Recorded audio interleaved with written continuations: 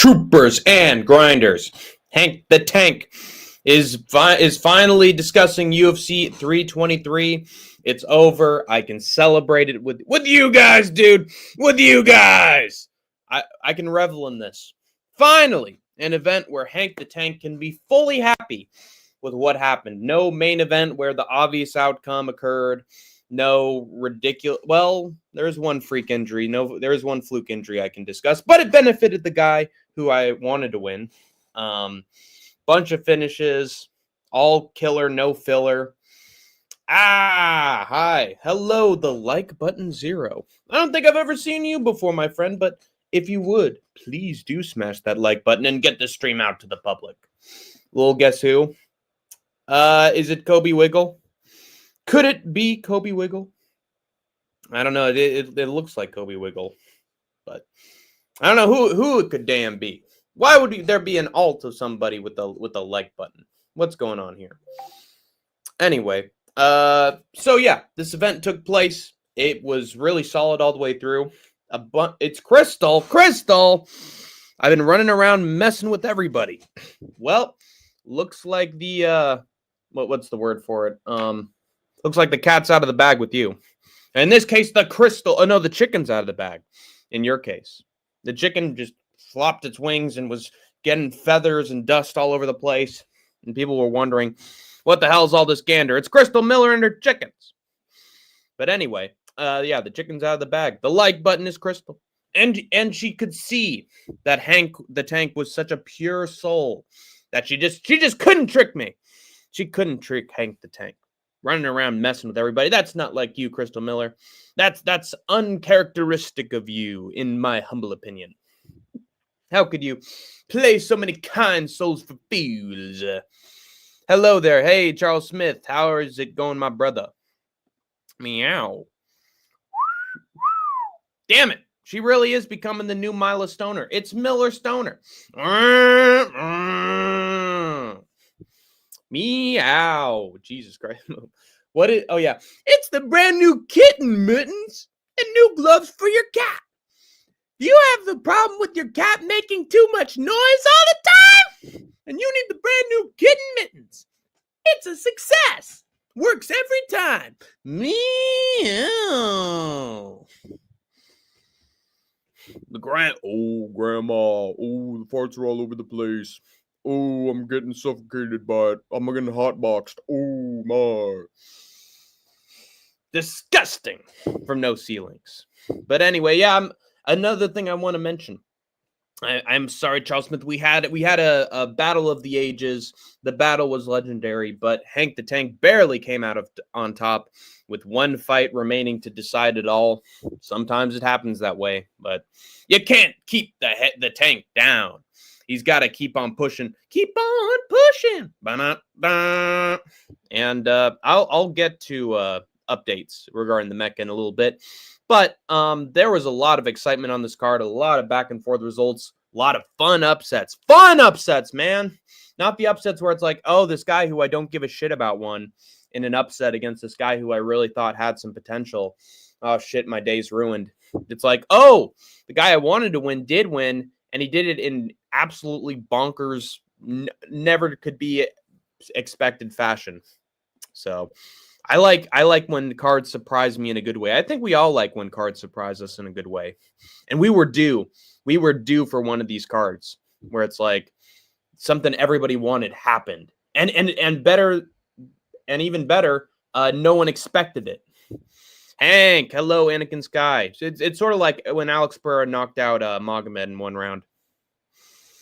Looks like everyone's afraid to hit me. Oh, come on, yeah, how about it? Yeah. There you go, sister. You wanna talk dirty around Big Louie. You wanna two-time me, eh? Yeah, there's the taste right out of your mouth. I'm gonna give you 5 minutes.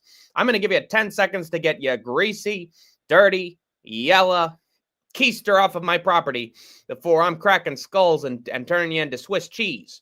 1, 2, 10. Mary, keep the change, you filthy animal. It's a good Pantoja. Merab lost. Now we can get new matchups. Exactly, Anakin. Exactly. Although I will say with Pantoja, there was potential for him to, face Manel Cap, face, oh God, who else? Not Roy Val. But there's another guy at flyweight who was emerging up the rankings. I can't think of him. Well, he could have taken the Manel Cap fight after that. And then maybe had a super fight with Merab. But now, dude, we're never going to get the super fight now. We're never going to happen. Yeah. Pantoja versus Merab was supposed to happen. I know we're never going to have it ever again. Ever again. The timeline's completely off. Merab's going to probably get beat before he can reclaim the belt. That matchup's fucked.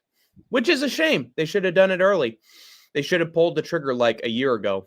But they took their sweet-ass time. And when you take your time too much, the plans that you have often go awry. So Khamzat said he's going to light heavyweight soon. Count your days. Yeah, good luck, idiot. Anakin, there's a lot of good things that are supposed to happen, but they cheat us out of it. I guess Pantoja breaking his elbow was cheating us out of it. And Peter Yan schooling Merab over 5 rounds could have been 50-45 Merab at least 49-46. That's not cheating us out of it. There are times they do cheat us out of things by just never even considering the matchup at all. But why should Khamzat move up to light heavyweight when he hasn't had one defense and there are clear contenders in his division? It makes no sense. If the UFC is fully corrupt, which you never know. I mean, maybe there's a chance he goes to light heavyweight, but if they're not going to allow Magomed to fight Pereira for, 3 or 4 fights, then how the hell would they allow Khamzat to go up? How long does it look like he's going to be out with that busted elbow? He's coming back, isn't he? Can't be sure. Can't be sure of any outcome, to be honest, because that thing looked like it popped. That thing looked like a bone broke. People are saying it's a shoulder injury. We literally saw the flesh rip itself apart. We literally saw the bone cave in on itself. Why are we saying that there's no elbow injury whatsoever? He literally grabbed it right here. He grabbed his arm right here. How is it not a fucking elbow injury? That makes no sense. Why isn't he clutching his shoulder? I don't get it. It popped. We literally saw the arm just explode. How is there no damage there? Pantoja is 36 right now. I don't think he will be the same. It's giving me the vibes of Anderson Silva. Yeah, an arm injury is really tough. Then again, he never had good striking in the first place, but also he'd need to use his arms for those takedowns. So either way, it's not helping him at all. It's not a good thing. So yeah, we're gonna get further into that as we do our recap of UFC 323. But hey, in the short term, I'm happy as a goddamn clam because not only do we get Joshua Van defending a title against Tatsuro Taira, probably, what a sick fight that's going to be, but Peter Yan finally beat Merab, and we get some sick matchups out of that too. We could get the trilogy fight, which would be bonkers. We'd get him versus O'Malley too, if O'Malley beats Long and the UFC is corrupt, and that would be a really good fight. Umar could. It's just a tough case. It's a really tough case to give Umar the shot just because he's taking on Figgy, who's like, what, number 7? And that's going to earn you a title shot? Like, I don't know about that. Dude completely collapsed against Corey Sandhagen. So imagine that Umar doesn't even finish Figueiredo. Imagine he just takes him to a decision when Corey Sandhagen whooped him in 2 rounds. Like, it would just not be the best look for him to fight for the belt. And we saw what happened with Armin and Dan Hooker. The obvious contender beats a scrub who's way lower ranked, and the UFC punishes him for it. So I don't know. I don't know if they'd give Umar the shot right away. I think they'd definitely be more interested in O'Malley, Yan 2, or Yan versus Merab 3, to be honest with you. Torres beating Grant, also good for 155. Yeah, it means we don't get that boring fucking crowd. I mean, to be fair, to Grant Dawson. He hasn't looked that boring as of late. Like, he's actually had some dominance and some aggression on top and thrown some punches and been a fighter's fighter. But unfortunately, that's what cost him here against Torres. Did he shoot once? Did he shoot a takedown once? Are you kidding me? What the fuck? Grant, that's your main power, dude. Torres is shit off his back. Why didn't you shoot? It's just weird, man. So yeah, just completely fumbled him getting any sort of shot at up the rankings. But yeah, Torres is probably now ranked, and it's gonna make for a lot of fun fights, that's for sure. I can't wait. I'm a big fan of Manuel Torres when he's good. Like, him getting absolutely schooled and swamped and fucking destroyed by Ignacio Bahamondes was really weird. Like, he didn't have a moment of success in that fight. And it makes me think, like, imagine him versus Jalen Turner, how that would go. You know, imagine him versus Hoofy or all these other tall guys or just decent strikers. Like, could he get cracked, or was that just an outlier performance? You know, it's really hard to tell. It ain't hard to tell that I excel a clientele. Ignacio's tall for the division. I guess the height had Torres confused. If I'm Torres' matchmaker, I would make sure to have him up against people his own height as much as humanly possible. Torres versus Moicano or Gamrot. Yeah, Gamrot honestly doesn't look that intimidating anymore. He looks like anybody can sort of stuff the takedowns if they need to. So Moicano would be very interesting. I'd love to see that matchup, honestly. See if he can actually show some counter wrestling and get himself out of some tricky spots. But anyway, is there anything else I want to discuss before we get into the recap?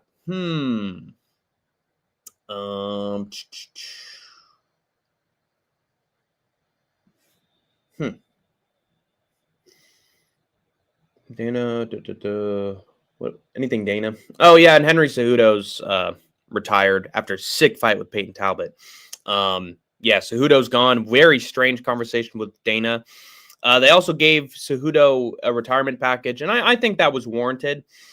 Sadly enough, I feel like very few retirement packages really hit unless the guy who's retiring won the fight. You know, like I don't know. Also, it's the last show of the pay-per-view era. We're finally getting into the Paramount Plus. Evil fucking company, guys. And they might take the stream down because I'm talking bad about them because they're that sensitive. But yeah, I hate Paramount. They are against freedom of speech and expression. They take down political enemies for the Orange Devil. And yeah, they're corrupt, utterly corrupt. Will silence anyone who gets in the way of their agendas. If they need a merger deal, they will cut the head off of anybody to maintain their reputations and maintain their power. What else? I think there was something in Paramount said no to it. What was that? Shit, I can't remember. Oh, I just saw some other examples of this dude who does film analyses, and Paramount was the only company out of any film company this guy does videos for who gave him a copyright strike and tried to take his channel down. Only company that had a problem with him showing clips was Paramount. So yeah, they're the fucking devil, dude. They are coming after all of our entertainment and media and trying to keep us silenced for talking about it as fans. They're basically now the Nintendo of media companies. So shame on them. Fuck Paramount. It's a good thing for us that we're getting what is it? We can purchase it for $10, $10 subscription services per month. We get everything. Dana's fucking lucky that deal was worth billions and billions of dollars. Otherwise, why would you fucking make that deal? But yeah, it's a good thing for fans. Now we get to watch everything for a very small price. That's the good thing coming out of it. But expect some shenanigans. expect some damn shenanigans from Paramount Plus, from Paramount, the company in general, because they're going after anybody who's got an opinion. So I don't even have an opinion. Well, you gotta have an opinion. Think God himself came down from heaven and oh, what the fuck? Oh, I shot Marvin in the face. What the fuck do you shoot Marvin? I don't remember asking you a goddamn thing. Yan draw with Bogdan was weird. I'll get into that. How did an Olympic wrestler like Cejudo get taken down by Peyton? It's because Peyton's wrestling is underrated, guys. It's underrated. But anyway, yeah, I guess that's the last thing I wanted to mention. UFC is now Paramount's bitch, so look forward to brighter days under that regime. And nothing, and I guarantee nothing will ever go wrong under their leadership. Like TKO. Anyway, let's get into the fights. Let's discuss this. It ain't hard to tell that I excel at clientele. Wait, no, that's not it.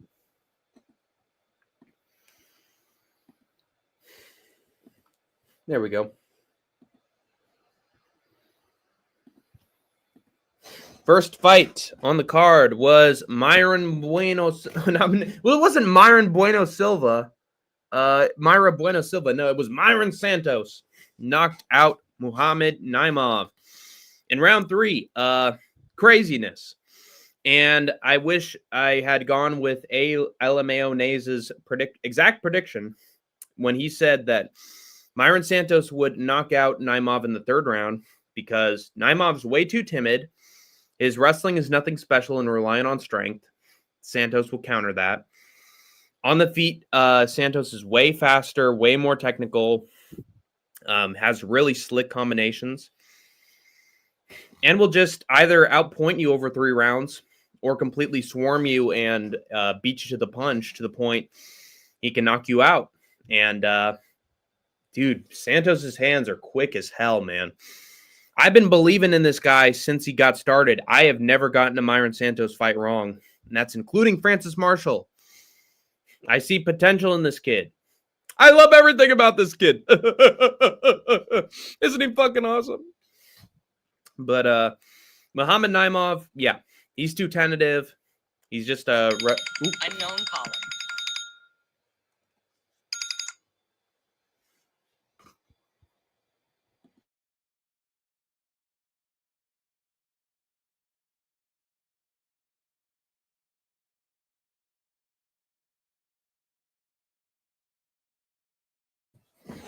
What the fuck was that? Anyway, yeah, Muhammad Naimov is not prone to going on the front foot and really swarming people and pressuring them. All he's got is his wrestling and his pressure game. All he's got is his wrestling game that is reliant on just keeping people leaned up against the fence so he can trip them and take them down. And he might have been lucky enough to do that with Nathaniel Wood, but he couldn't do it with Myron Santos because this kid's a Brazilian jiu-jitsu artist and striker, very good at being the larger guy and getting the underhooks. And he thwarted the wrestling of Muhammad Naimov and beat him up on the feet. And then all he needed was one last 1-2 combination, and down went Muhammad Naimov. Perfect knockout. Dude was already just out on the ground. So absolutely phenomenal work from Myron Santos. This kid is going to be a problem. The only problem is that he missed weight for, what is it? For featherweight. That's not good in the future. If this guy can't make the weight, even if he's good, we're going to have to wonder whether or not he can continue to fight in that weight class. Is he going to be like Brian Battle, where he just continues to fail to make weight and for the division that he's best at and just leaves? That could be the future. That could be the future of Myron Santos. If he doesn't get his weight cuts together, he might be gone from the UFC, even despite all his potential. And PFL, I guarantee if he misses weight for his next fight, PFL is going to be foaming at the mouth. So best be careful, Myron Santos, and do some new techniques for weight cutting. Otherwise, you might be gone, kid. That ringtone would just irritate the hell out of me. Yeah, it's not even a real telephone. It sounds like a computerized telephone. It sounds way too fierce to be a normal telephone. But anyway, MAM Mansour Abdul Malik took on Antonio Broccoli, and yeah, I guess he just did what he needed to do, beat up Antonio Broccoli, and then took him down. And I don't know. I think, wasn't it a rear naked choke? No, it was guillotine. So he beat him up on the feet, took him down, had him in like a position where you can like north, south him or darce. And he pulled Gilly and like really wrenched back on it. Broccoli tapped immediately, and Mansour Abdul Malik wins. Did what he needed to do. Got the win. I don't know if he got the performance bonus or not. I'm going to have to check that. Dum dum dum dum dum dum dum dum dum dum dum dum dum. I gotta check this. Ugh. Pitbull Cruz, Isaac Pitbull Cruz. Draw against Lamont Roach. Embarrassing, dude. Anyway, who got bonuses? All right, so Jan and Dvalishvili Wheelie got Fight of the Night bonus. That takes away bonuses from a few people. Manuel Torres got a bonus. Oh, Baranowski got a bonus. Interesting. Anyway, I'll get to that. But yeah, MAM won. Just hurt Broccoli, took him down, subbed him.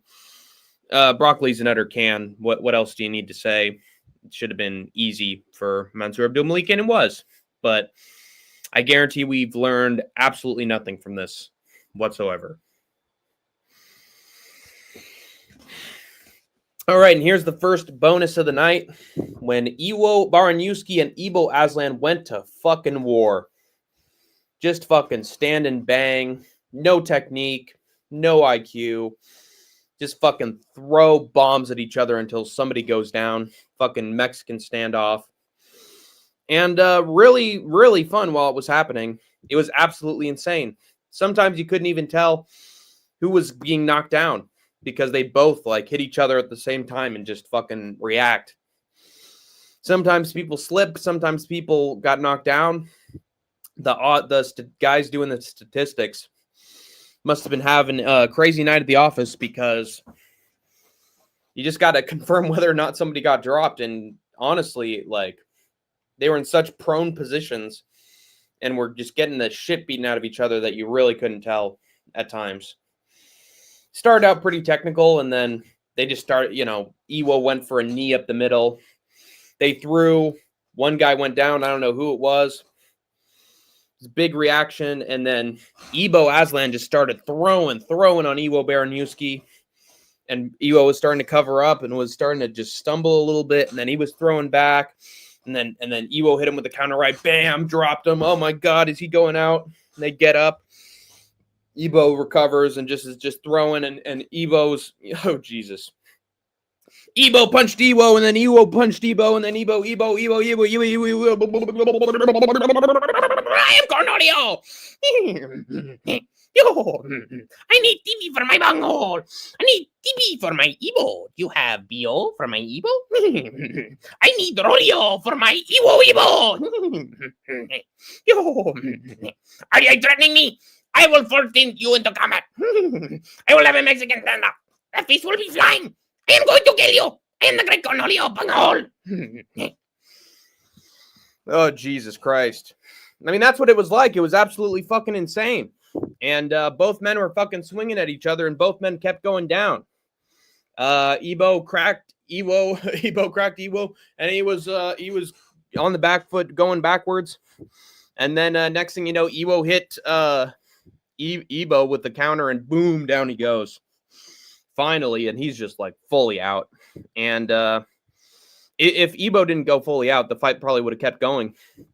But Iwo Baranowski clutches it at the very last second and wins the exchange. He was looking in trouble at multiple points in this thing. And honestly, Getting almost put out by Ibo Aslan is a really bad look. But guess it didn't matter because Iwo just had the grit and the determination to see that fight through, and good for him. He gets a bonus. Honestly, both men should have gotten a bonus. That was an insane fucking fight. I guess Jan versus Merab was beat it, but did they really? It was more of a one-sided beatdown than like a really competitive fight. Like, wouldn't you agree, guys? It was mostly just a Yan masterclass. Does that warrant it being fight of the night? I really don't know. But yeah, the poll pulled it off. Absolutely fucking incredible fight. Gonna go down as a fight of the year contender at the very last for one of the very last shows. But yeah, then we had Jalen Turner just putting out Edson Barbosa, fucking putting the old man out to pasture. Old Yeller behind the shed, bullet in the brain. Hey George, hey Lenny, look over there. There are some rabbits, you know. Just putting the old dog down out of his misery. This is the end for Edson Barbosa. Dude looks like a fucking shell of himself. He's done. And it really sucks because I like Edson Barbosa, and he's, you know, he's a legend. Had one of the great spinning wheel kicks of all time. Has insane finish after insane finish. Amazing highlight reel.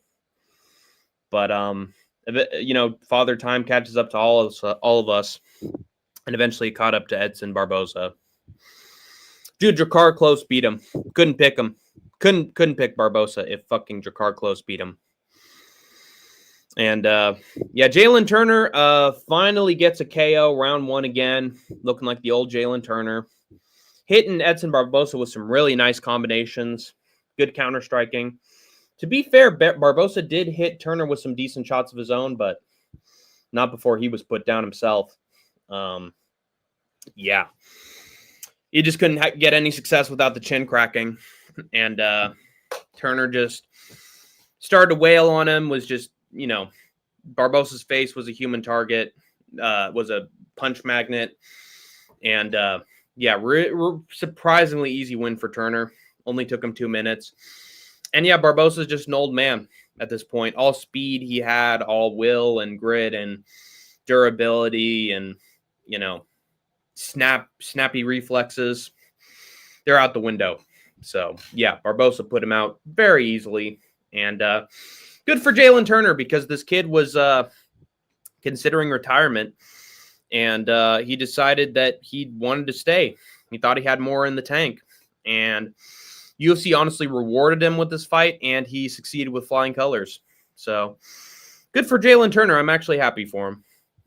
I thought he was gone, man. All right, next up we had Bruno Ferreira taking on Marvin Vettori, and I fucked this one up, guys. I really fucked this one up. I thought that Vettori would just sort of outpace him and out-cardio him, and that Bruno Ferreira would slow down. But no, he went all 3 rounds with Vettori and beat the brakes off of him. Marvin really didn't have that many answers. He's just classic Vettori, dude. He has no striking technique. Every time he throws, his chin's there to get hit. His striking defense is awful. He's not technical anymore. He's just a headhunter. And that just keeps getting him hit with big shots by his opponents. Keeps struggling. Has to take one to give one.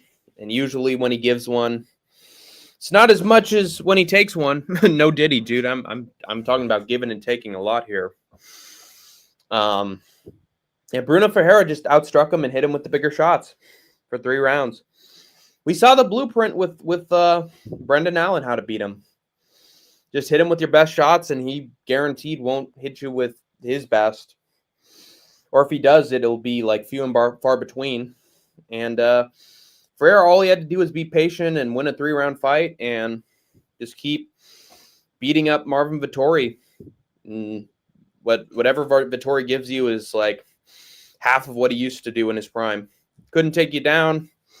Couldn't hurt you with anything big. So there's no point in being nervous against him. Just keep throwing and you'll win.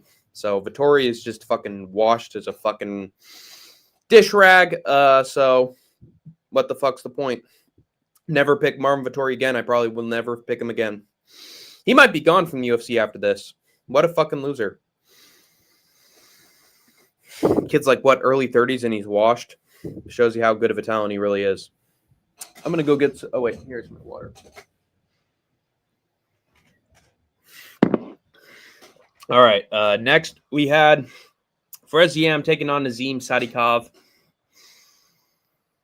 And, yeah, Ziam just sort of picked Nazim apart. Oh, yeah, he got a finish at the very end of round 2. I forgot. Y'all must have forgot. Fares Ziam hit him with the big elbow, put him out clean. Trust. Yeah, Nazim was throwing. Loopy, loopy, loopy. And Ziam just kept hitting him with nice knees up the middle and elbows and took him down at will when he needed to, was the bigger guy. Made sure Nazim couldn't do shit. On his back. Lifeless, helpless. And Ziam just, dominated this. Pretty much was never in trouble. Was always just out scrambling Sadikov and using his strength on him. And then towards the very end of round 2, boom, elbow. Down goes Nazim.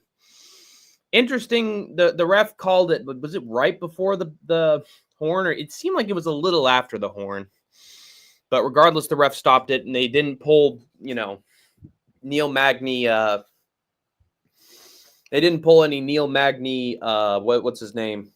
Oh, shit. Jake Matthews bullshit, or they didn't pull any Trey Ogden. Oh, shit. What's his name?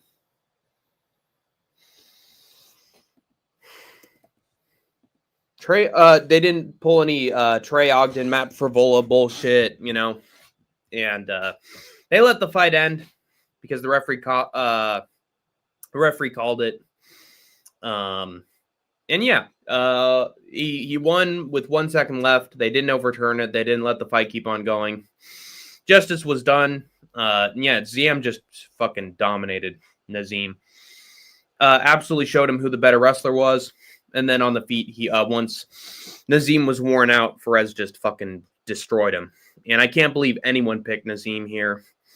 Truthfully, I can't believe anyone picked Nazim here because he was just a midget who got cracked by Nicholas Mota.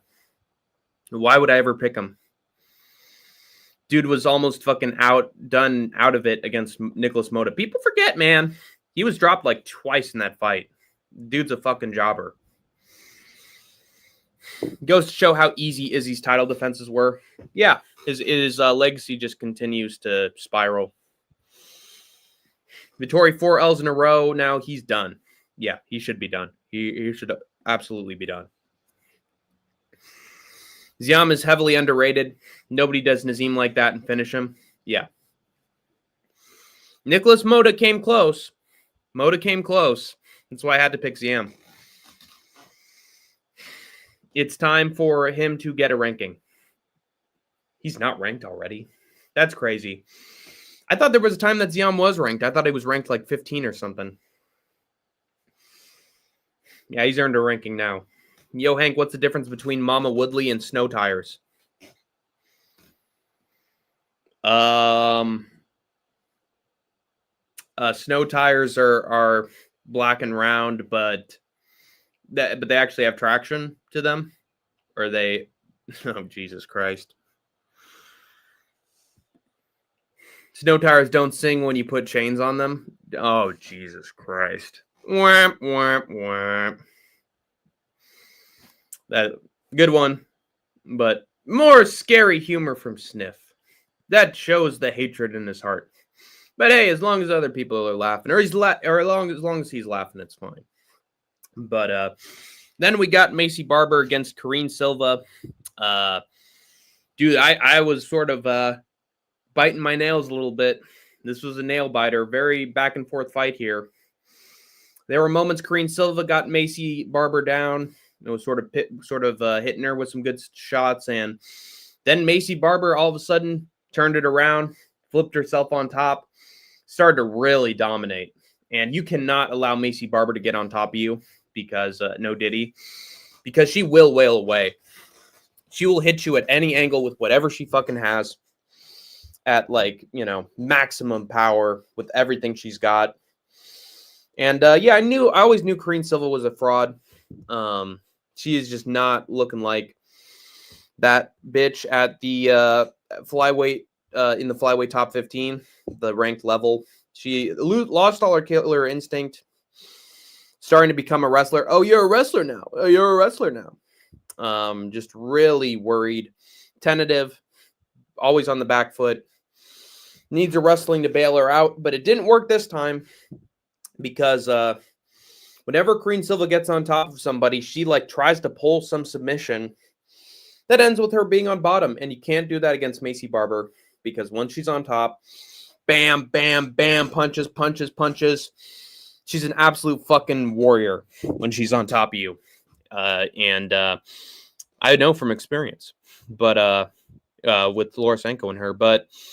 Yeah, Barber just was wailing away, hitting her in the head with everything she's got from a weird angle, too. It's impressive that she got that much damage off. But, she needed to do what she needed to do. Reverse position, ended up on top. And I always knew we had this Maycee Barber.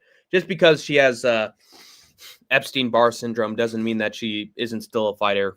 And Erin Blanchfield can bitch and moan all she wants, but you can't deny that Maycee Barber's a fucking fighter. Karine bad fight IQ made her lose. Yep. Maycee versus Blanchfield next. Maybe. Honestly, Blanchfield has a lot of momentum on her side. Who did you wait, she beat Cortez. Yeah, that's not the best win, is it? Yeah, have her face Maycee. Have her have the rematch, the fight that should have happened. It'll be interesting to see how she does. Because if she somehow fails with the wrestling and Maycee gets on top or Maycee shoots her own takedown, Blanchfield is a very beatable opponent. Very beatable. And I think Maycee would actually sting her up on the feet. And again, if Blanchfield can't control her like Karine couldn't control her, then could be bad for Blanchfield. Could be real bad. Now that fight's a lot more interesting. She got real lucky with that. What was it? What was that? A bulldog choke or something? A rear naked choke? What was that?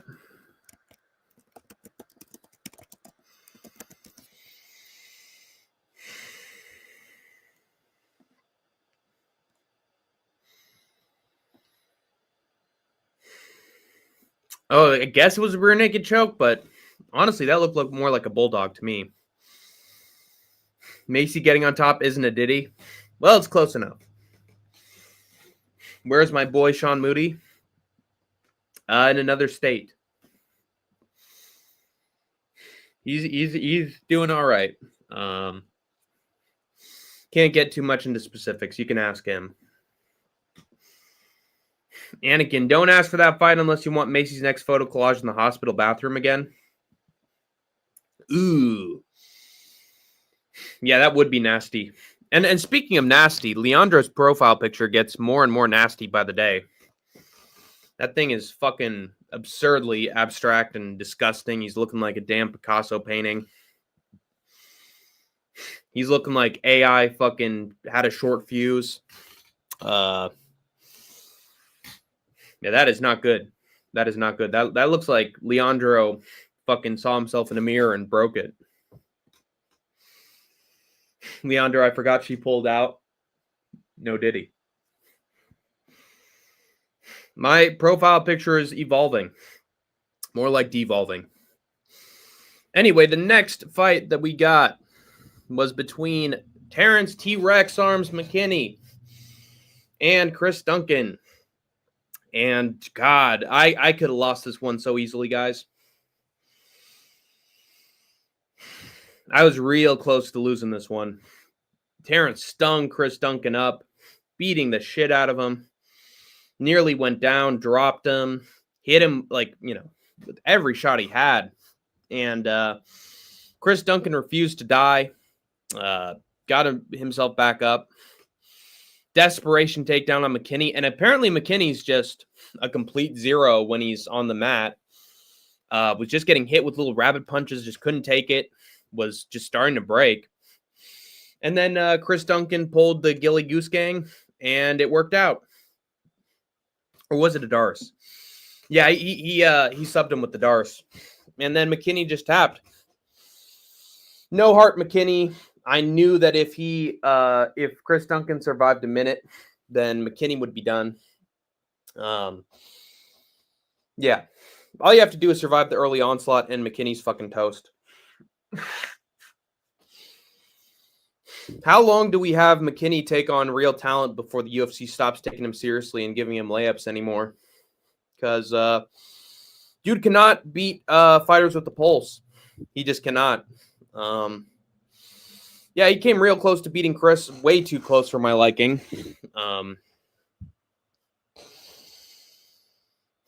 And Terrence was on wobbly legs, but all you have to do is survive. You just got to survive, and McKinney's putty in your hands.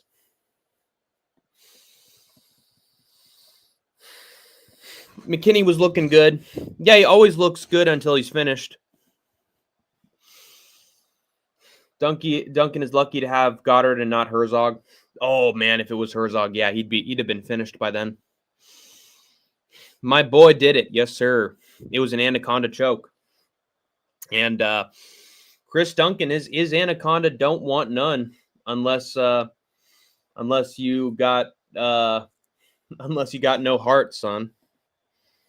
Unless you got no brain, son. Still Manuel Torres' son?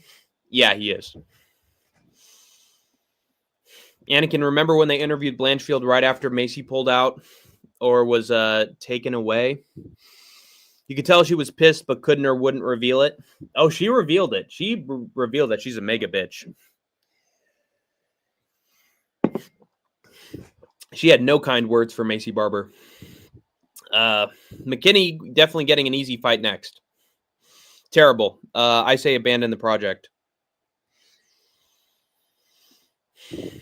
Did Macy have a seizure? Didn't she have a seizure? I thought she did. Moreno got an early stoppage, and I didn't even pick him. Tyra got an early stoppage on Moreno. I think so, supposedly, Anakin. Either way, Barber's back in good shape, so y'all better stop doubting the trust. And speaking of stopping doubting people, I might never doubt Manuel Torres again, because this dude completely eliminated the takedown game of Grant Dawson, swung on the feet, put him out beautifully with a round 2 KO. With a round 1 KO in 2 minutes. And Grant Dawson, oh, you're a striker now. You're a striker now. Thought he had those fucking Canelo hands, man. And then next thing you know, doesn't land anything good on Torres. Torres gets out of trouble and just hits Grant Dawson with the big punch that puts him out, has him. Dude, the way Grant Dawson, covers up is so cuckish. He was just like, oh,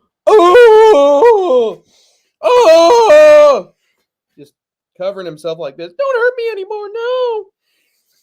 Dude is just a quitter once he gets any sort of, once he's knocked down once. He's not put out anytime. He's just like, don't let the bad man hurt me anymore. And perfect right hand from Manuel Torres through. Actually, no, it was a right hand and then the left hand. Boom. Cracked Grant Dawson, and he shelled up. Scared of Daddy belting him. Didn't want Daddy to belt him no more. And looks like his wife's going to have to be just bouncing quarters off of his ass from now on. She'll probably be the only one making money in the house. Bounce that quarter right off this fucking keister, dude. Don't say that shit about your wife in a post-fight promo. Turnabout's fair play. Fucking beat the shit out of Grant Dawson. Grant Dawson's wife. Dawson has a glass chin. People forget, man. He lost to King Green. Yeah, terrible look. But I thought he'd shoot takedowns once. I thought he'd really try to get Torres down. And the guy just couldn't do it. Had no takedown ability. Dawson said in an interview he was going to wrestle Torres and not brawl with him. Well, we didn't see it. Dude has no fight IQ. His brain is fucking shrunken. S-Dog's MMA interviewed Grant Dawson like back in spring of this year. He has all the skills but no chin. Or heart. He has no heart. It's not like he was out of it. He just covered up like this. Couldn't take it no more. He's got no heart. Torres never has escaped the first round. Makes him a fun fighter. I guess we have Mexican Terrence McKinney then. How is Dawson that big of a favorite over Torres? I thought he wasn't a big favorite.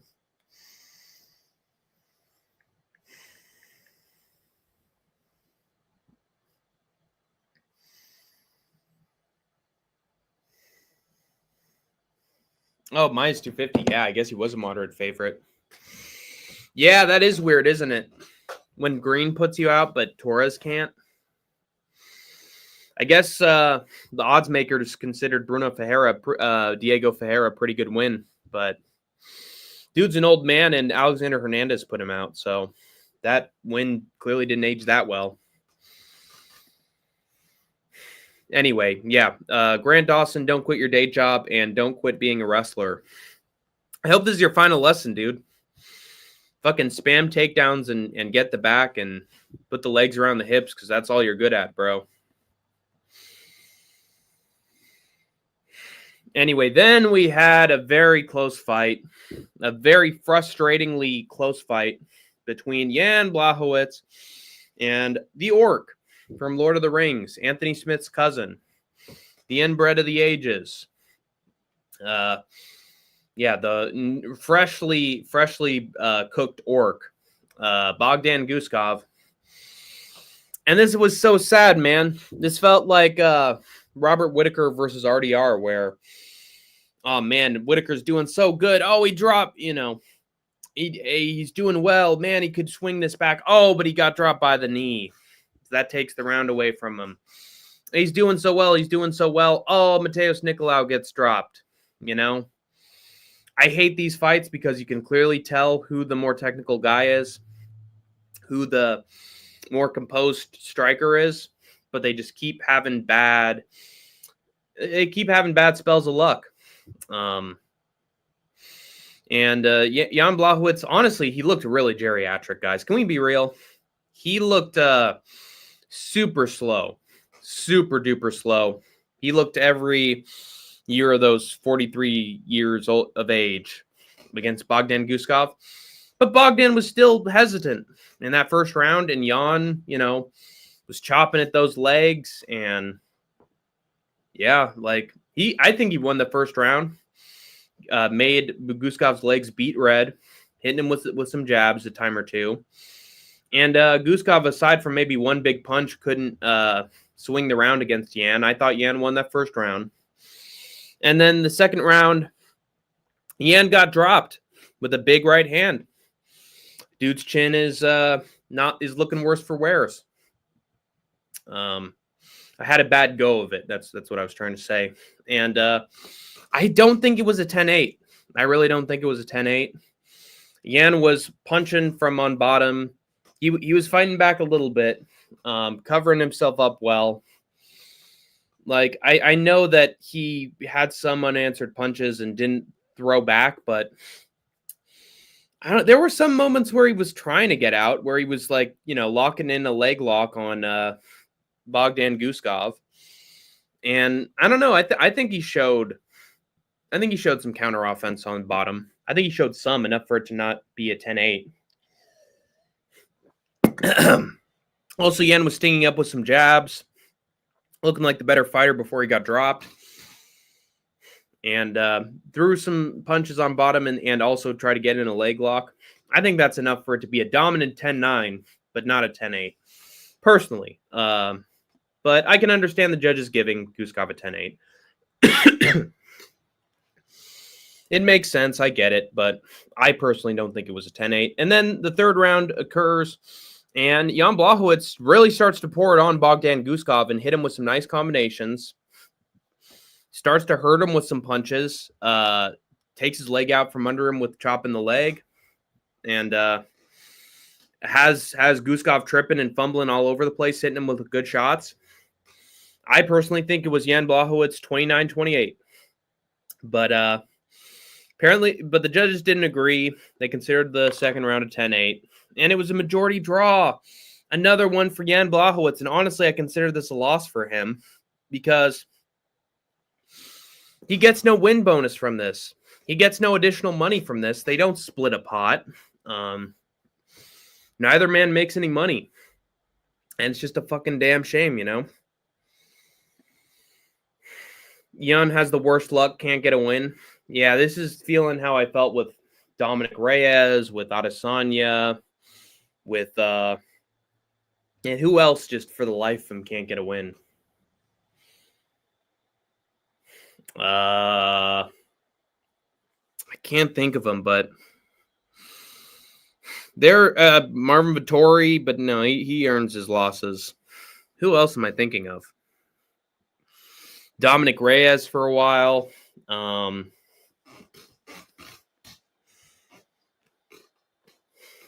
Nate the Train now. Like, it's tough.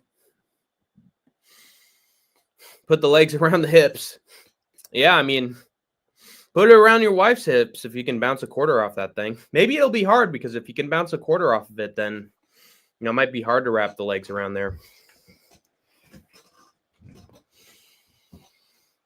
I know, right, Anakin? Imagine him getting another draw. It's awful, man. And I don't think he's going to get a win again. That would be funny. It wouldn't be funny to me. It's honestly a tragedy for Yan. He did look slow, agreed, but Guskov got tired and Yan looked great at the very end. Yeah. Yan should move to heavyweight. Yeah, dude, he might get cracked at heavyweight, man. You'd have to have some really good managers pick out his fights. Yan should move to heavyweight. I don't know. Yan was fighting on his back like Mackenzie Dern. Whip, whip, whip, whip. Vittori's brain is calcified. He needs a Sprite. Yeah. Dude has no fight IQ whatsoever. Yeah, it's a shame.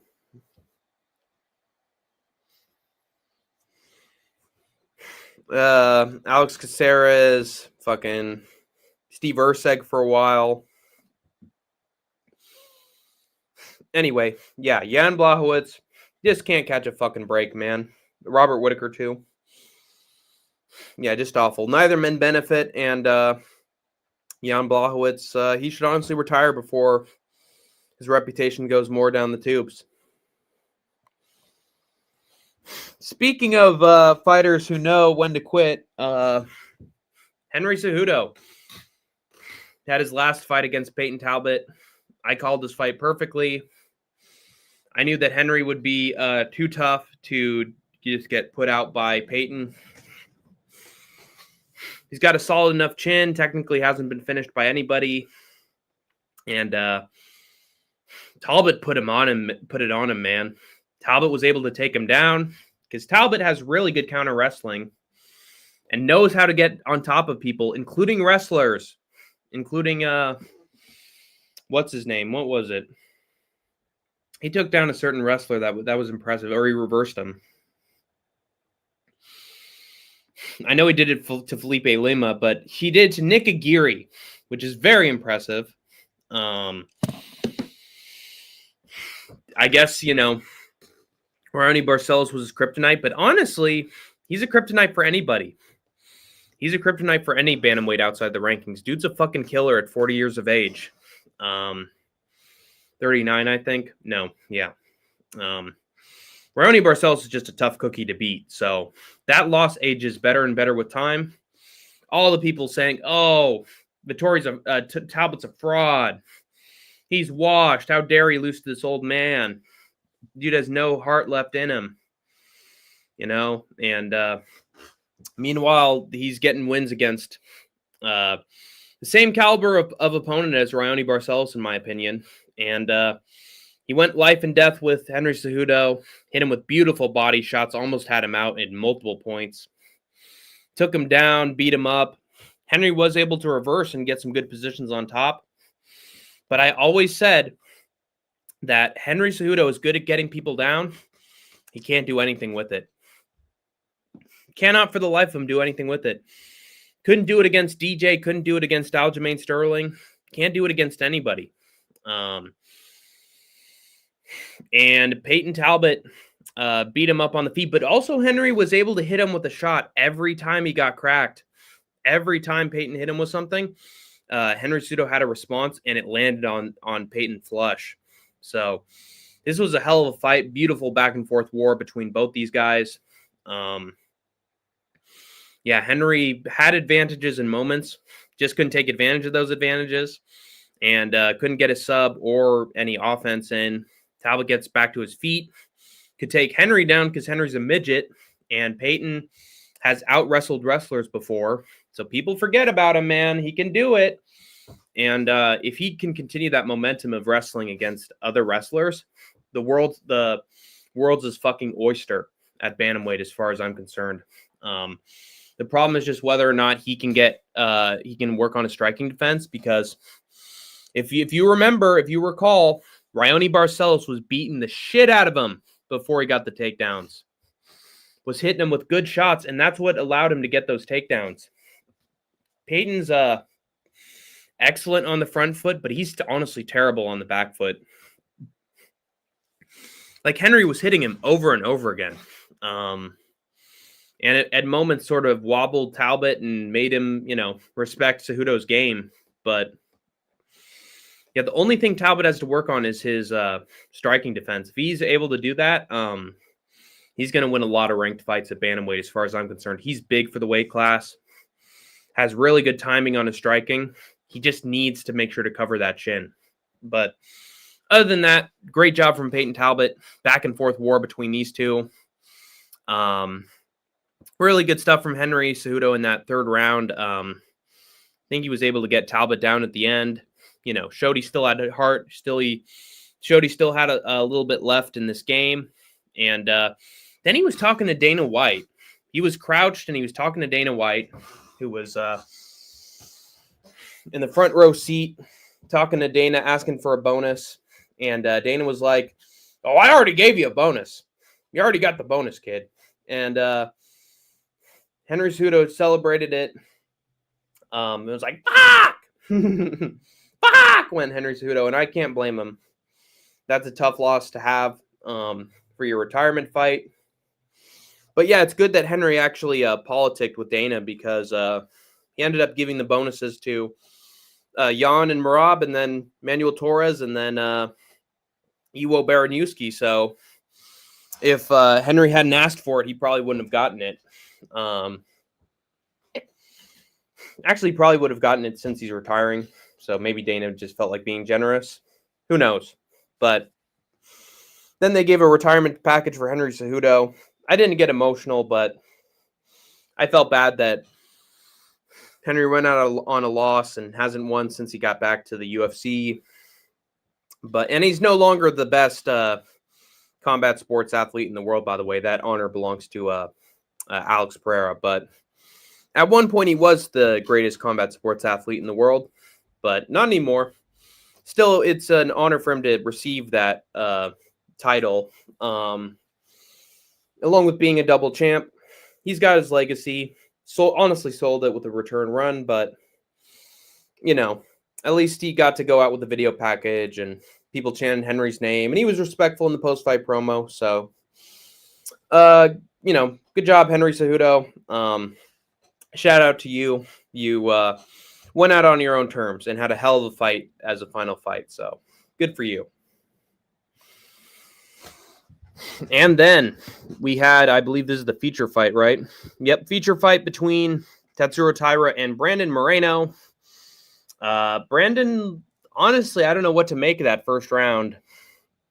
Brandon was throwing, Taira threw back. They were sort of evenly contested on the feet. And then Brandon somehow got a fucking triangle perfectly cinched in on Tatsuro Taira while he was standing above him. Had it fully locked in, and Taira looked like he was in trouble in moments. Hand was outstretched, but then Tyra just kept pulling pulling his head out of the guard, kept punching Brandon Moreno to the ribs. And Moreno wouldn't let up. And Jesus Christ.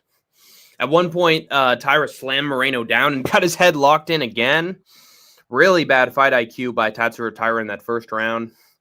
And yeah, was looking bad. Looking bad in that first round in the wrestling, which is honestly a really bad look because how do you get beaten to the exchange and beaten to the hold against Brandon fucking Moreno off of his back for an entire round? Can't get your head out of there? Sort of a weird look. And then finally Tyra gets his head out, doesn't throw anything, maybe a punch or two. And then the round's over. Really weird. Some people thought Moreno won that round. I thought Tyra might have took it, but who fucking knows? I need to look at those scorecards, actually.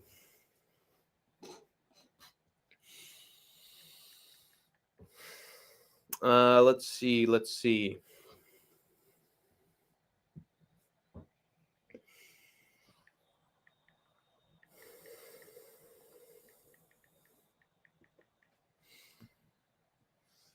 I was just in Chay's stream. Dude is unbearable to listen to. He drops the F-bomb in every other sentence.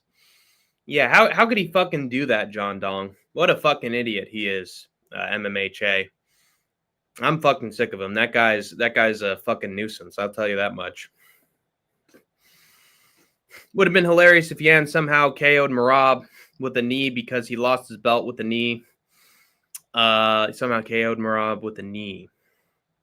He lost his belt with the knee, so it would be funny. He won it back with the knee. Yeah, that's true. Yeah, Merab, he was coming real close to finishing Merab with those body shots. That kick to the body was absolutely brutal. We heard him scream at the top of his lungs. Merab, he just couldn't hold it in. He was giving Jan tells that those body shots were hurting him. And yeah, he could have gotten that knee if he wanted to. If he just kept pushing for it, Merab might have gone down with the knee. If he kept spamming those, maybe. Yeah, the world would have fully righted itself if Jan won with the knee to the body. Yeah, for sure. I'm going to get into that main event, but yeah, beautiful work to the body. To the head, everything was perfect from Peter Yan. John Young, what he finds my swearing funny. It's irony, man. Let's take a look. Yeah, one judge had it Moreno, one had it Tyra. Oh, two judges had it for Tyra. So I guess it wouldn't have mattered. Or maybe it would have if the judges kept switching between rounds, but 2 out of 3 judges had it for Tyra. I'm vindicated. I'm validated, but yeah, Tatsuro Taira, weird fight, weird round with Moreno. And then the second round takes place, and, Moreno's hitting Taira with some shots, and then Taira gets a beautiful takedown. Perfect body lock takedown on Moreno. Just fucking football tackled him. And Moreno, all of a sudden, where does Taira go? He goes from full mount with, actually not full mount, but with one leg in, trapped, to turning Moreno around and getting the body lock. And then next thing you know, he slowly turns Moreno onto his chest. Brilliant performance. Masterful from Taira. Incredible grappling. This dude is a problem when he gets people down. The dude's grappling and transitions between holds is second to none at flyweight, in my opinion. And now it is second to none because Pantoja's out, lost his belt. Ha. See you later, pal. Hope your dad's proud of you. He's not anymore, or if he was, he ain't anymore. But anyway, so Taira just fully flattens out Moreno, hitting him with big shots to the side of the head. Moreno's trying to cover up and dodge the punches, and then sort of shimmies his way back. Still getting hit with punches. I think if that fight had gone on for 5 more seconds, I think the stoppage would have been justified, but unfortunately, I think the referee stopped it a little bit early when Brandon wasn't really, not fighting back. He was scooting to better positions, but yeah, dude, he got flattened out and put in an awful position, and I doubt he would have gotten out of it. So I think it would have been a tire win either way, but stoppage was a little early. Jesus Christ. These people fucking call.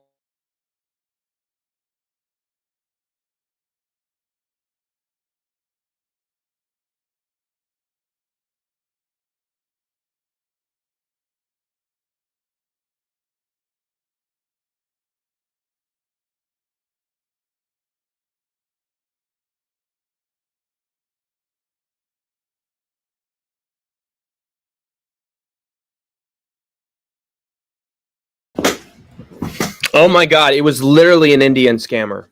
It was literally an Indian scammer. Hello? Hello? Is this Hank the Tank? Is this your location, sir? I believe you are able to receive some benefits, don't you know? I believe you applied to our program and you are available to receive great benefits, yes. This was a good year for Lucas Tracy. All the fighters he glazes won their fights.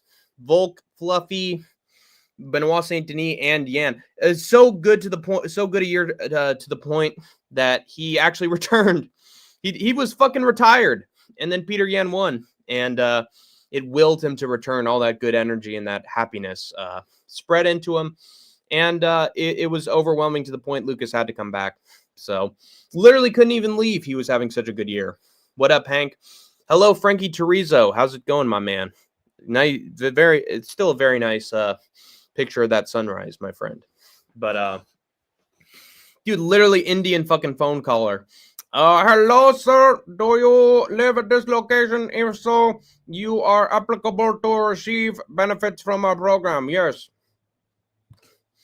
Just know that you have the ability to be compensated. So, wow.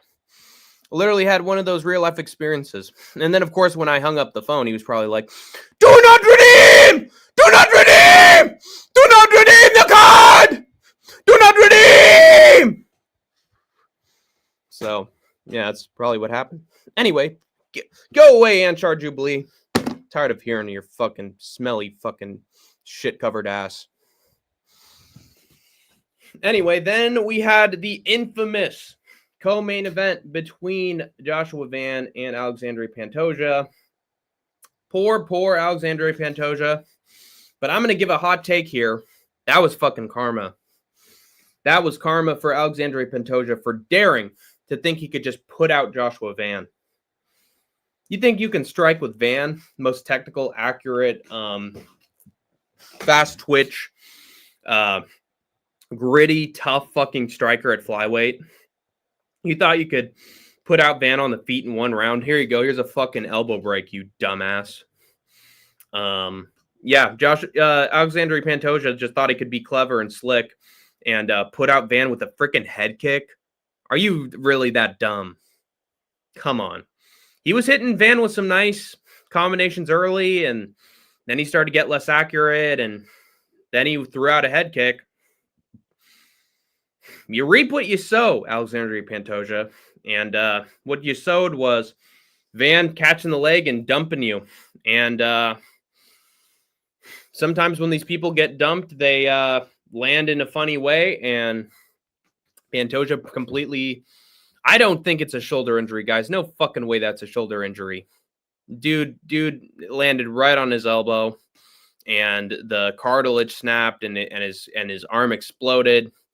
And yeah, dude was done. He was pointing to his arm. He pointed to his elbow and said, "Oh, I can't move this. It's hurt."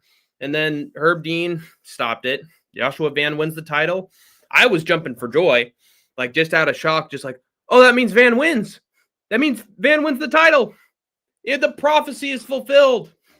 I knew Joshua Van was the one deep down in my brain. I still picked Pantoja. So the fool that I was, I picked Pantoja, and to be fair, he looked really good early on in that fight.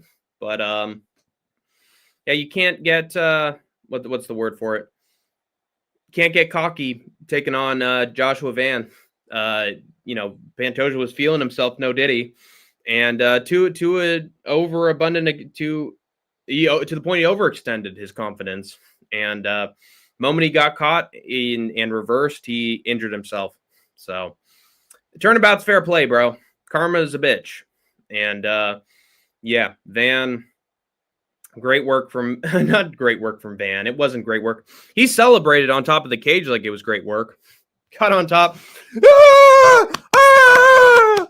Ah! Let's go, dude. I finished him. Woo! We take those. Ain't nobody stepping to me. Yeah, I'm that dude.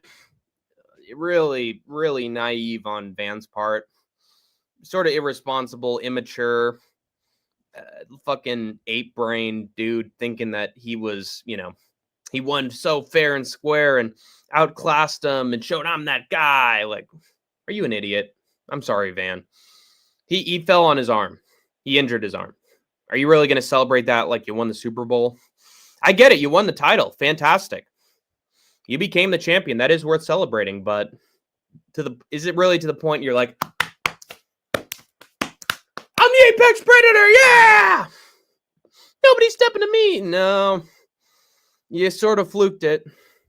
Let's be real, Van. You fluked the injury.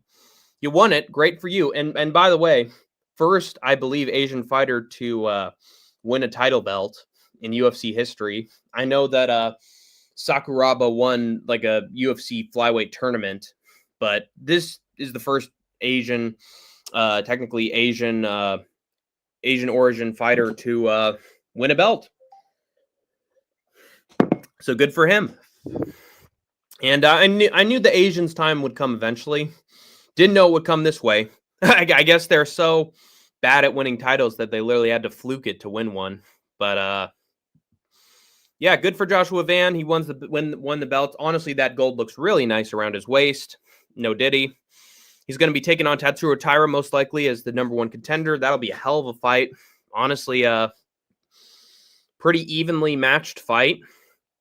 And it's going to be exciting. This definitely, what does it do? It shakes up the division. Thank God. Pantoja honestly cleared this division.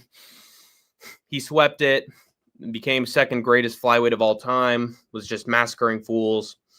Making the flyweight division a wash, honestly, making it a joke. Should have fought Merab Valashvili for the bantamweight title much sooner, or for the flyweight title, whatever works. They never pulled the trigger on that, and this is their karma for that. Now you never get to see it. Now we never get the super fight. So, Pantoja injures himself, and he's probably done. I don't care what anyone says. He injured his shoulder, dude. We saw it literally bend in on itself. We saw the muscle pop. Sakuraba won a heavyweight tournament. How crazy is that? Dude's like what? Like a natural lightweight, middleweight, maybe? Dude is not a heavyweight, and he won a heavyweight tournament. That's insane. That's absolutely bonkers. What a fucking legend Sakuraba is. Literally the fucking giant killer and the Gracie killer before Rey Mysterio. But Alexander Pantoja's time is done. I think he'll come back with that, and that arm will be in bad shape. I don't think he's going to look as flashy. He's going to be 36 years old by the time he comes back. Yeah, Van will, if he beats Taira, he's going to be in really, really good shape for another wrestler. I don't know. I think at best he comes back and loses to Van in a rematch, and at worst, the injury's too much and he's getting too up there in age and he doesn't come back. So it's one or the other. Really unfortunate for Alexander Pantoja, but that's why you don't try to beat someone better than you at their own game. It always comes back to bite you. So Joshua Van flukes a title win. I was buzzed. I was happy. Pantoja's reign of terror is no more for the moment. He could come back like George St. Pierre and just take it back and run this division again. but I really hope I don't see it. Yeah, I don't know.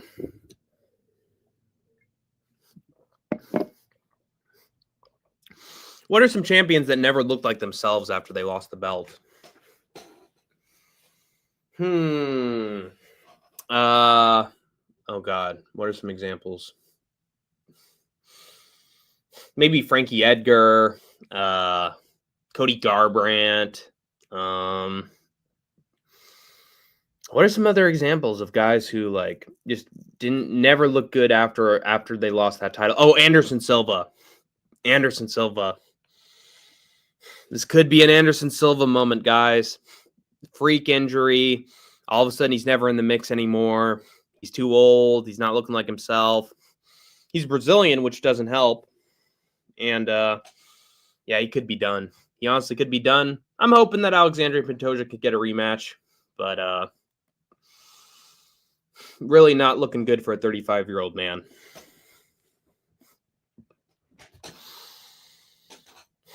He was 190 pounds, so he could have lost 10 pounds and cut to 155. That's common. That's crazy. Wait, cut 10. That would have been 185. I thought that was 185. Interesting. Anyway. Next, we got Peter Yan and Merab Dvalishvili, their rematch. And I told you guys. I told you it's always the ones you don't expect. Always the title changes you don't expect that end up working out. And Peter Yan looked like a completely different person. Either he, did break his arm in that first fight and looked bad.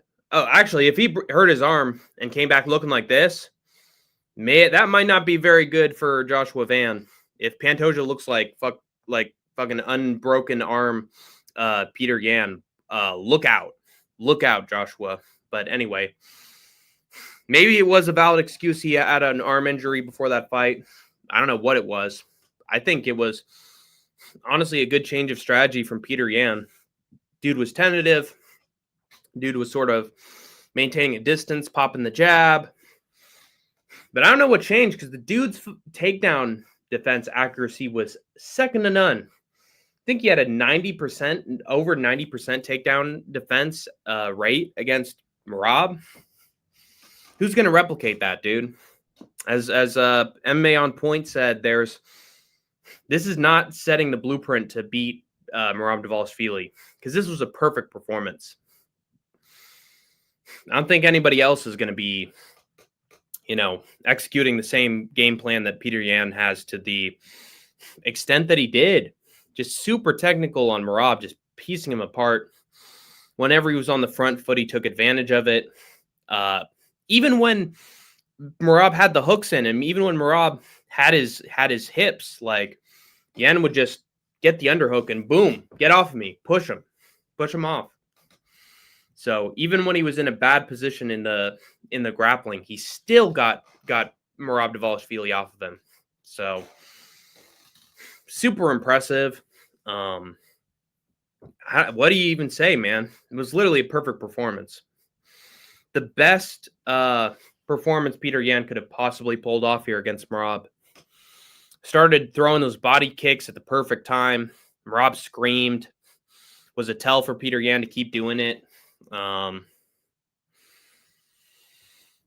Jabbed Merab Dvalishvili's face off. Every counter he had was beautifully done. Merab honestly looked like he did here in this Tapology picture.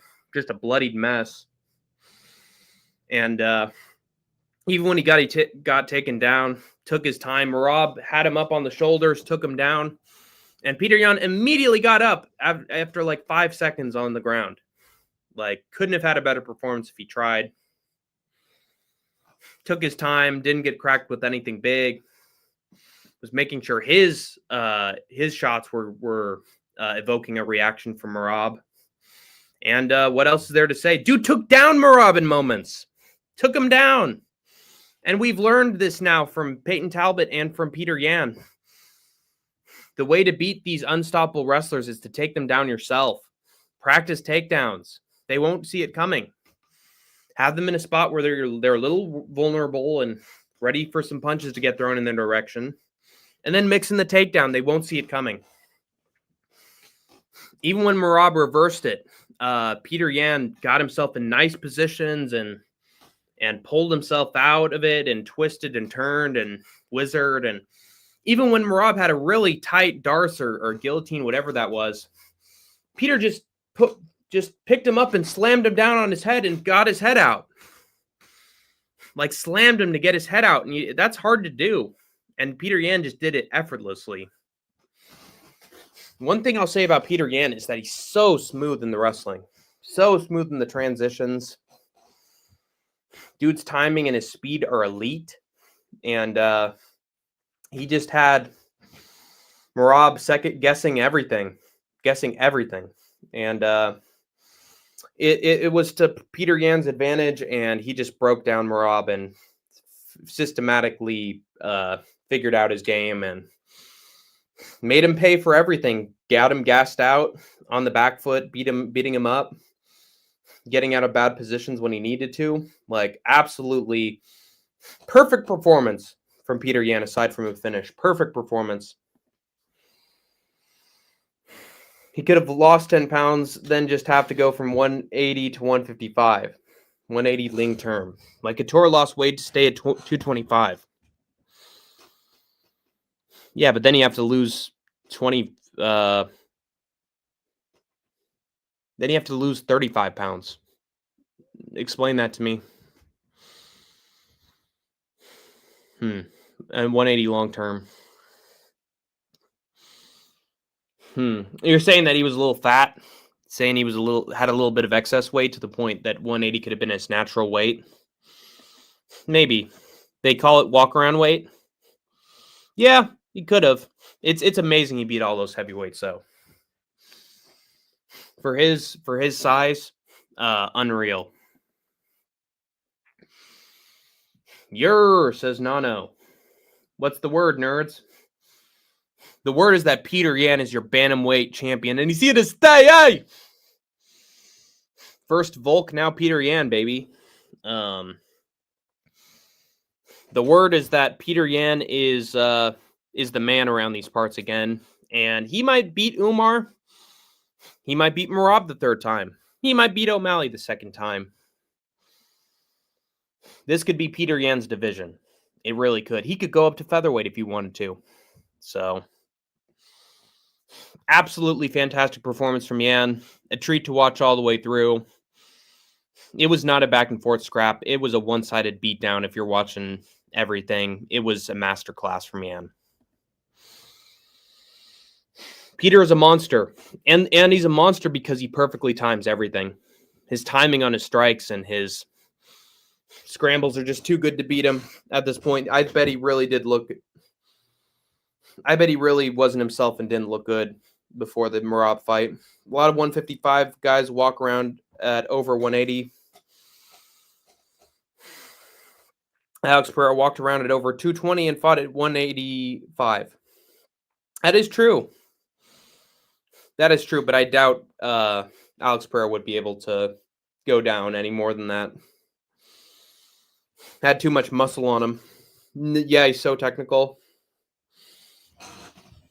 Just the combinations were beautiful. Every time he got taken down, he just got the arms up. Perfect. Didn't allow Merab an inch of a second of momentum. Got to his feet, turned the hips around, broke. Beautiful. The knees up the middle. Perfect. You could watch that fight over and over again and notice something new every time. It's one of those great fights where you just study it. You just study it to learn how to improve your game. Like, it's a benchmark for the rest of the bantamweight division.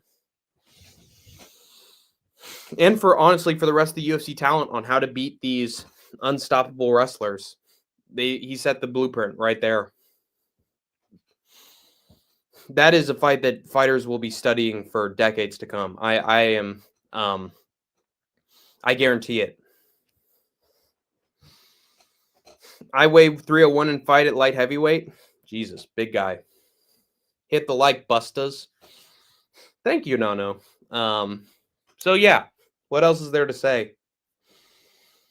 It feels so good to have Peter Yan back on the throne as champion.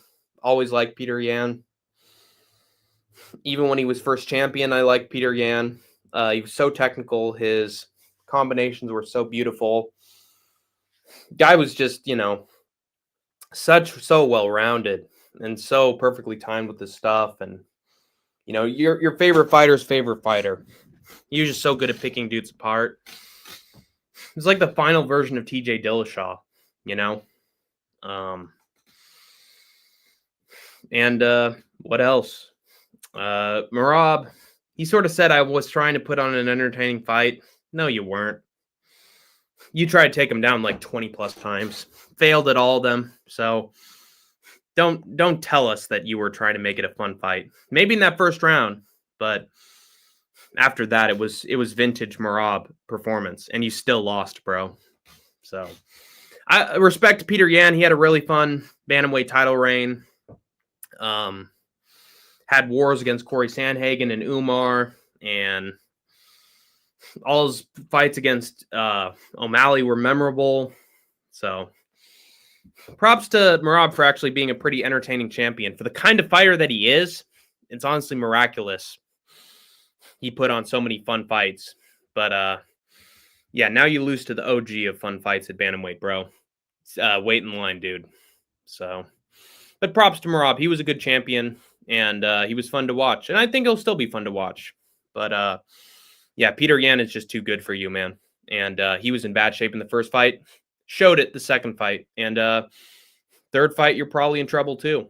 So, but yeah, he's still probably the bantamweight GOAT. Merab is still legendary. He is. Legendary EPO power. Umar coming for that belt. If the UFC give it to him, I don't really think a win against Davison Figueiredo is a good one, though. I don't think that's worthy of getting a title shot. So who knows? Could be O'Malley because the UFC love to gargle his balls, which is impressive for O'Malley because he cucks to everybody else. But I guess the UFC cucks to him. Ironic. 185 to 155 is 25 pounds. Okay, I'll drop. Yeah, can you please? Hey, Frank, can you drop it? Can you please shut up? I'm sorry. I know you said you'll drop it, but dude, the fact you even put in the effort to say that again, shut up! Enough! God. Sorry. Jesus Christ. What is like 8 fucking comments? Stop! Yeah, get over it, Frankie. Fuck's sake. When we get past the topic, get past it. I think Patty will whip Gaethje. Gaethje keeps getting better. Yeah, I think he will too. He looks really good on the feet against Chandler. He'll eventually get the body lock on Justin, and then it's night after that. Gaethje's takedown defense has never improved. His wrestling has never improved. If Patty gets him down once, the fight's probably over. And on the feet, Patty's looking better. So he could even make it competitive with Gaethje on the feet. But yeah, so fantastic work from Peter Yan. Masterclass, 5 rounds. I argue he got, 50-45. 50-45 Merab. Merab's probably the bantamweight GOAT. But Peter Yan could establish that legacy as the bantamweight GOAT for himself. He has a couple defenses.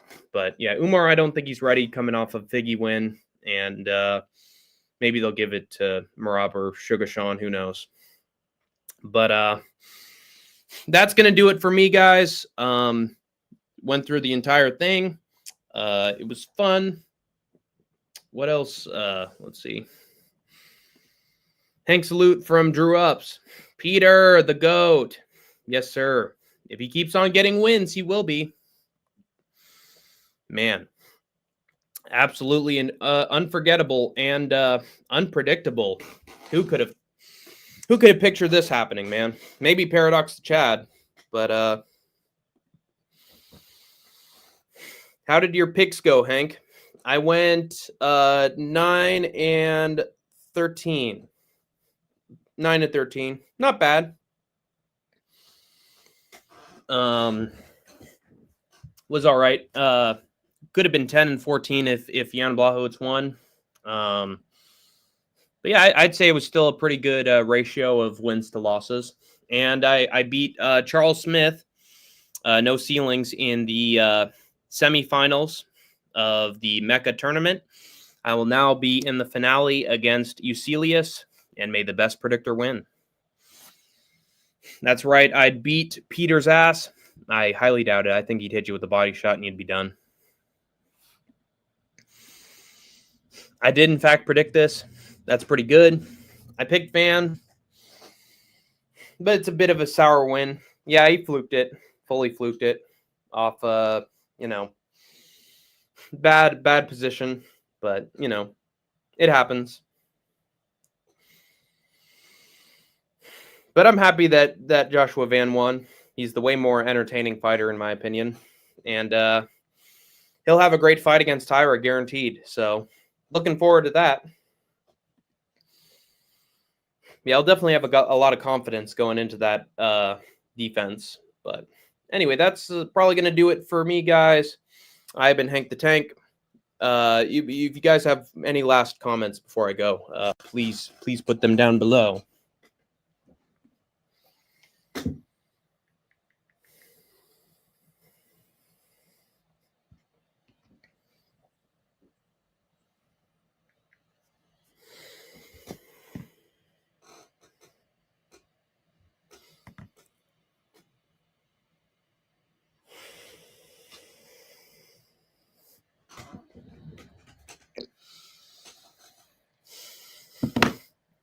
Good luck on the tournament, brother. Hope you are well. I appreciate that, Paradox. I really do. I'm glad that you're here. It's been a while. It's been a hot minute.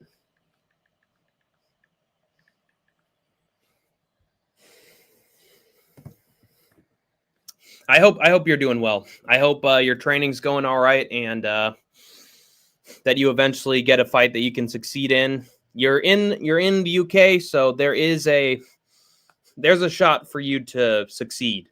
All you got to do is win a couple amateur fights and then end up on Cage Warriors, man. I know you can do it. You're up against elite degenerate Eucelius, so it will be good battle. Very good battle. Absolutely right. But that's going to do it. Thank you for the kind words, Paradox the Chad. I have been Hank the Tank. You have been the Troopers and Grinders. And as always, you have escaped the war zone for now. It ain't hard to tell that I excel and then prevail. Mike's contacted, I attract clientele. My mic checks life or death, breathing the sniper's breath. I excel the yellow smoke of Buddha through righteous steps. Deep like the shining, smart like a diamond. Sneak a Uzi on island in the army jacket lining. Hit the earth like a common invasion. Nas is like the Afrocentric Asian. Half man, half amazing.